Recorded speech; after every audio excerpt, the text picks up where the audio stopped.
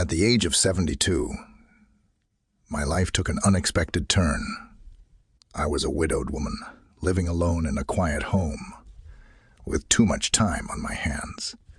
After my husband Tom died, the days seemed to stretch on forever. Folks told me I would get used to being by myself, but even after several years, the quiet felt heavy. That's when Charlie entered my world. My dog, Charlie, became my source of solace and my friend, and as time went on, something even more. Our relationship began like any other, between a person and their pet. Charlie was a kind mixed breed dog I got from the animal shelter after my daughter. Sarah strongly encouraged me to get a canine companion. "He'll keep you company, Mom," she said, not realizing the kind of company I would eventually have. In the beginning, Charlie was simply a dog, although a very caring one. He seemed to sense when I was sad, gently pushing my hand with his wet nose and happily wagging his tail to cheer me up. I spoke to him a lot, which I figured was pretty typical. Who wouldn't chat with a dog when there's no one else around? But gradually, our bond grew into something profound, something I could never have foreseen. I can still recall that particular evening. It was the anniversary of Tom's passing, and I was feeling very sad. I was sitting on the sofa, thinking about him, when I noticed something different. My dog, Charlie, was usually next to me, but this time he climbed onto the sofa and rested his head on my leg. He stared into my eyes, as if he knew I was hurting. I petted his soft ears and told him he was a good boy, and I felt a little better just having him there. I remember thinking that he seemed to understand me more than anyone. The way he looked at me wasn't like a regular dog. It felt much deeper, almost like a person. Over time, Charlie became even more important to me. Every morning, I would wake up and he'd be sleeping on the edge of the bed, in the same spot where Tom used to be. I didn't mind at all. Actually, I liked it. It was comforting having him close to me. His gentle presence during the nighttime hours comforted my loneliness, but it wasn't merely his body heat that changed things. He began trailing me constantly, like a shadow. But even more than that, he stared at me with such a strong gaze that it initially made me uneasy. Each time I shifted position, his gaze followed, perpetually watchful, perpetually anticipatory.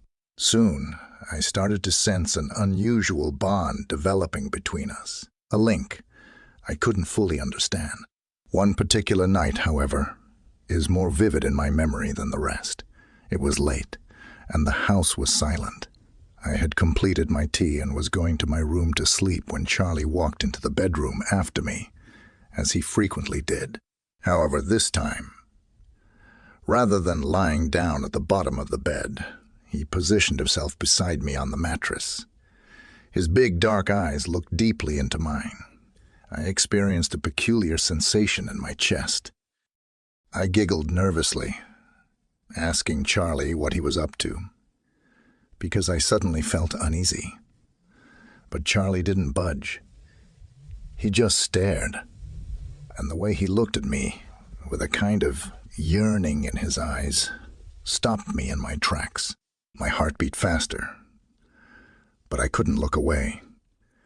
It seemed silly, but for a short time, I could almost swear I saw something special in him. Something more than what's usual for a dog, as if he knew I was puzzled. Charlie moved closer, putting his head on my leg, wagging his tail gently.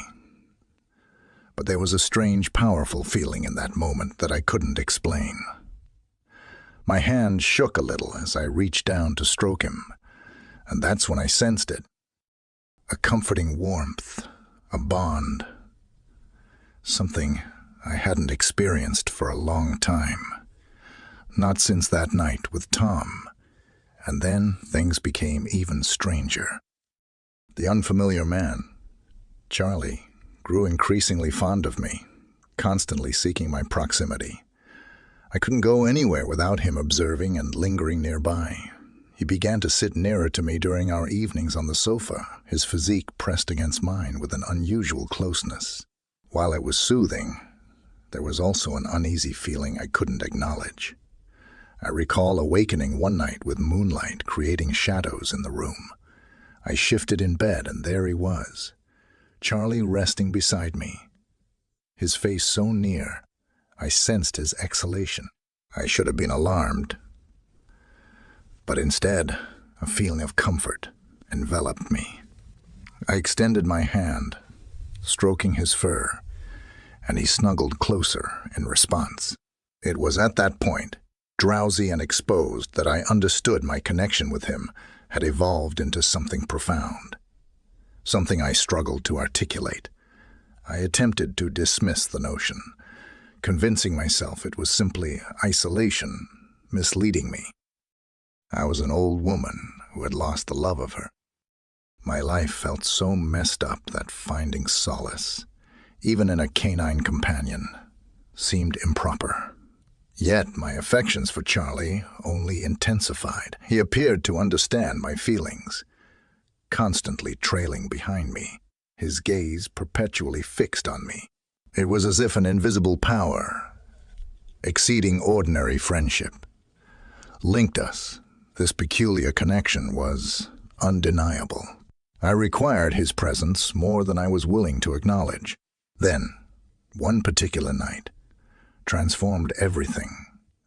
I was agitated and sleepless, my mind racing with a sense of anticipation regarding the bond between us. I descended the stairs for a drink of water, hoping it would soothe my anxiety.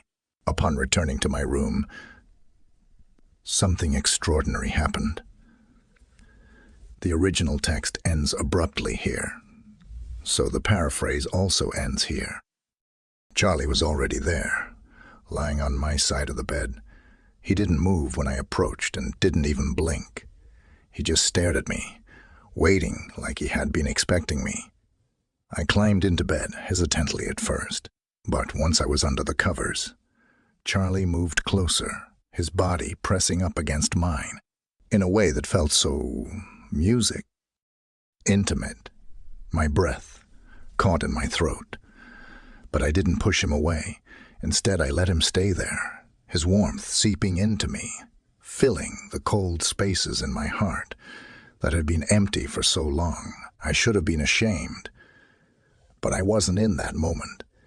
Lying there with Charlie beside me, I felt a strange sense of peace, a peace I hadn't felt since Tom died. It was wrong. I knew that, but it also felt right in a way that I couldn't explain. We stayed like that for a long time, just lying there in the dark, two lonely souls, finding comfort in each. Other days that followed were a blur of confusion and guilt. I couldn't shake the feeling that I had crossed a line, that what was happening between Charlie and me was more than just companionship. But at the same time, I couldn't stop myself. I needed him. He had filled a void that I hadn't realized was so deep. But as the weeks went on, I began to realize that this strange emotional affair with my dog wasn't healthy.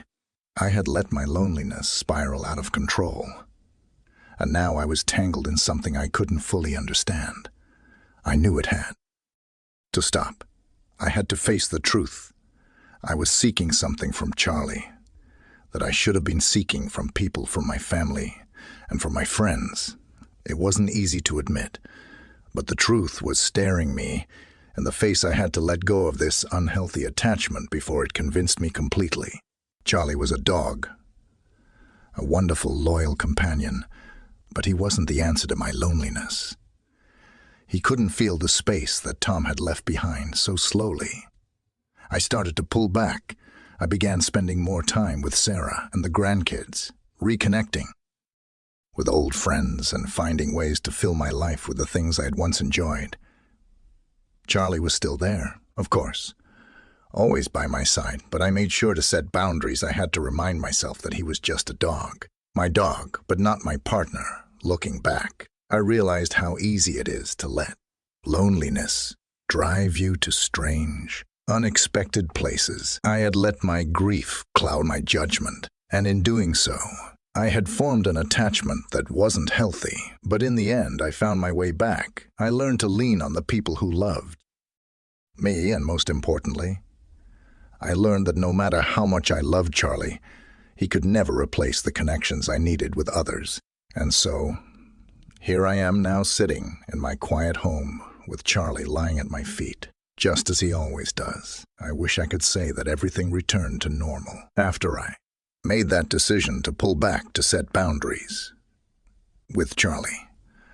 But the truth is, it was a slow and difficult process. There were moments when I second-guessed myself, when the quiet evenings felt too overwhelming, and I would find myself leaning on Charlie's familiar presence.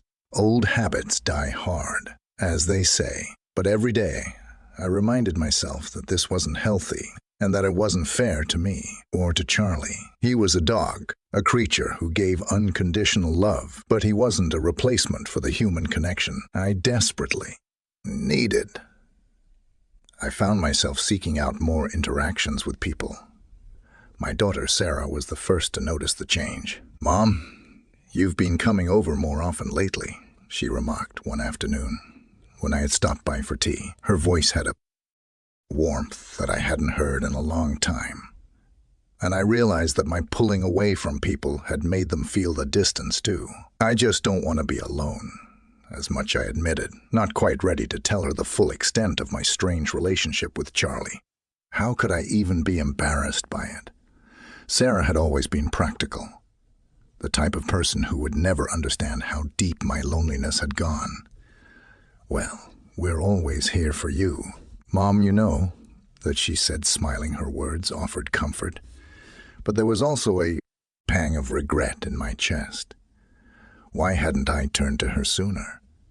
Why had I let my grief and isolation push me into such a strange emotional attachment with a dog instead of my own family? As time passed, I made more of an effort to reconnect with the world outside my small home. I joined a book club at the local library, something I hadn't done in years at first. It was difficult to sit there and chat with the other women, all of them talking about their children and grandchildren, their busy lives filled with people I felt out of place, as though my years of solitude had made me forget how to connect with others. Gradually, I found myself enjoying their company. We would discuss novels over cups of tea, laughing about plot twists and characters that reminded us of people we knew. It felt good to laugh again, to feel that lightness in my chest that had been missing for so long through it all. Charlie remained my steadfast companion, but I was more aware of the boundaries I had to maintain. I no longer let him sleep in the bed with me, a habit I had come to rely on during my darkest days. Instead, I would give him a soft pat on the head before bedtime, and he would settle into his own cozy bed by my feet. It was hard at first to resist the urge to pull him close and let that warmth comfort me like it had before, but I knew I had to stand firm as the months went by. I started to notice a change in myself.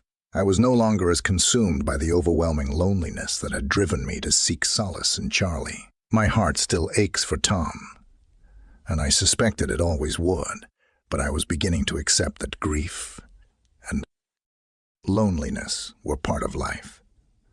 They didn't define me, though I had people who cared for me, people I could turn to, and I had Charlie. But I now understood that his love, while unconditional, was different from what I needed. It was one crisp autumn day, about a year after that strange turning point with Charlie, that I finally felt like had come full circle. I was out for a walk in the park, Charlie trotting happily beside me, the leaves crunching under our feet. The air was cool, and the smell of pine trees filled the breeze as I looked around. I saw other people walking their dogs, some laughing and chatting with friends. It struck me then how simple it could be to just enjoy the moment and the companionship of others, human and animal alike. Charlie stopped to sniff at a fallen leaf, his tail wagging with contentment, and I smiled down at him. "You've been a good dog, haven't you?" I said, softly, scratching his ears, and he looked up at me, those big brown eyes filled with the same love and loyalty he had always shown. But now I saw it for what it was. Pure, simple, and unconditional, but not. Something to fill the emptiness that human relationships were meant to fill in the months that followed. I found myself opening up more. I let my family in. I told them about the struggles I had faced, and the loneliness that had consumed me after Tom's passing. I even told Sarah, in a roundabout way, how much I had come to rely on Charlie. She listened quietly, her face filled with understanding. And when I was finished, she hugged me tightly. "You don't have to go through this alone, Mom," she said, her voice soft. "We're always here." First time in a long while, I believed her. I didn't have to go through it alone. I had people who loved me, who wanted to help me through my grief, and though Charlie had been a vital part of that journey, I now understood that he couldn't be my everything. He was my dog, my loyal companion, but I had to learn to lean on the people in my life again. Looking back, I realized how easy it is to let loneliness take you to strange places, to create attachments that don't make sense to anyone else. But in the end, it's the human connection, the love and support of family and friends that truly make the difference. Charlie will always be a special part of my life, but now I'm learning to embrace the world outside of my quiet home once more. And as I sit here now, Charlie curled up at my feet, I feel at peace. Not the kind of peace that comes from escaping loneliness through strange attachments, but the kind that comes from facing your feelings head on and reconnecting with the people who matter most after all. In the end, it's the love we share with others that truly heals us, not the fleeting comfort of solitude or the effect of a dog, no matter how loyal.